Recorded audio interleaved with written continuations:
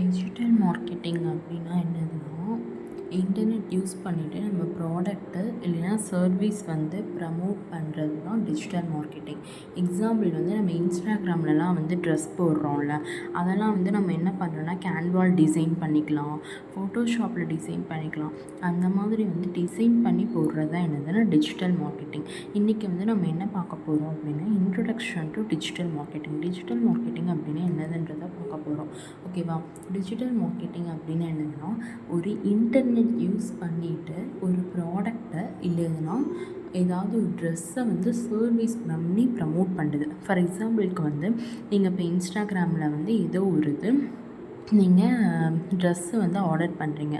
அந்த ட்ரெஸ்ஸை ஆர்டர் பண்ணுறத வந்து நம்ம வந்து ப்ரமோட் பண்ண இப்போ வந்து நான் ஓரளவுக்கு வந்து நான் இன்ஸ்டாகிராமில் நான் அப்படியே போடுறேன். அதாவது நார்மலாக வந்து ஆர்கானிக்காக நான் வந்து போடுறேன். ஆர்கானிக்காக போட்டால் எனக்கு என்ன ஆகும்னா ரீச் வந்து ரொம்ப கம்மியாக இருக்கும். இதே நான் வந்து ப்ரமோட் பண்ணுறேன் அப்படின்னா எனக்கு என்ன ஆகும்னா என்னோடது வந்து ஃபர்ஸ்ட் வரும்.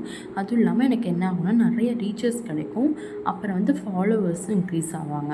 இதுதான் வந்து நம்ம இன்றைக்கி டிஜிட்டல் மார்க்கெட்டிங்கோட இன்ட்ரொடக்ஷன் பார்க்க போகிறோம். ஓகேவா? நெக்ஸ்ட்டு இதில் வந்து நம்ம பாப்புலராக என்னென்ன டூல்ஸ் யூஸ் பண்ணுவோம் அப்படின்னா, கூகுள் ஆட்ஸ்ன்னு சொல்லிட்டு கூகுள் ஆட்ஸ் யூஸ் பண்ணுவோம். இந்த கூகுள் ஆட்ஸ் வந்து நம்ம ஏன் யூஸ் பண்ணுவோம் அப்படின்னா, இதில் வந்து நம்ம ப்ரமோட் பண்ணிக்கலாம். என்னென்ன ப்ரமோட் பண்ணலான்னா, சர்ச் இப்போ வந்து கூகுளெலாம் வந்து முன்னாடி வருதுல்ல, அந்த கூகுள் ஆட்ஸ்க்கு வந்து நம்ம சர்ச் கேம்பெயின் ரன் பண்ணிக்கலாம். அப்புறம் ஃபேஸ்புக் இல்லைன்னா இன்ஸ்டாகிராம் ஆட்ஸ்லேயும் வந்து நம்ம என்ன பண்ணிக்கலாம்னா கேம்பெயின் ரன் பண்ணிக்கலாம். கேன்வா யூஸ் பண்ணிக்கலாம். கேன்வா நம்ம ஏன் யூஸ் பண்ணுறோம் அப்படின்னா, டிசைன் பர்பஸ்க்காக யூஸ் பண்ணுறோம். ஓகேவா? இப்போ வந்து நம்ம ஒரு ப்ராடக்ட்டு ஃபார் எக்ஸாம்பிளுக்கு வந்து நான் ஒரு பிபிடி வந்து ப்ரமோட் பண்ணுறேன் ஃபார் ஸ்டடீஸ்க்கு. அது வந்து கொஞ்சம் நல்லா டெக்கரேட்டிவாக இருந்தால் மட்டும்தான் என்ன பண்ணுவாங்கன்னா பீப்புள்ஸ் வந்து பார்ப்பாங்க. அதுக்கான வந்து யூஸ் பண்ணுறது என்னதுன்னா கேன்வா. கூகுள் அனலிட்டிக்ஸ் அப்படின்னா நம்மளோட வெப்சைட்டை வந்து எவ்வளோ பேர் பார்த்துருக்குறாங்க அப்படின்னு சொல்லிட்டு நம்ம என்ன பண்ணிக்கலாம் அப்படின்னா ட்ராக் பண்ணிக்கலாம். அதுக்கு யூஸ் பண்ணுறது என்னதுன்னா கூகுள் அனலிட்டிக்ஸு.